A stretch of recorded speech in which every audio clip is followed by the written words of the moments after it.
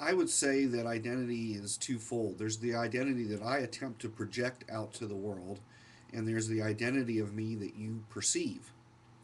For example, I'm involved in Twitter, I'm involved in blogs, I'm involved in gaming activities, and so on. Maybe a dozen or so. You might only be aware of two or three of those. So all you're seeing really is a snapshot or a piece of the whole pie, so to speak. So I think it's very difficult for an individual to really get a complete sense of someone else's online identity.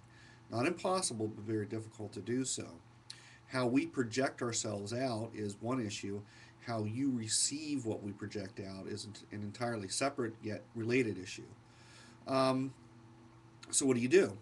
Well, if you're really interested in looking at someone, I guess you start following them. You see what interests they have, you see what blogs they subscribe to, and you see what they're twittering about, and then you pick up on them. And maybe over a period of time, you get to know that person's identity a little bit better.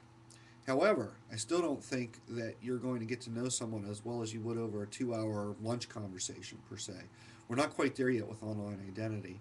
And we're really not quite there with how we connect all the pieces of the pie. So if you're looking at person X and you say, wow, that person really did a really neat blog post, I'd like to know what else they're talking about, where are they looking, and so on. It's really hard to know that unless they've really put themselves out there, maybe on their own blog page, and say, hey, here's the things I look at, et cetera, et cetera.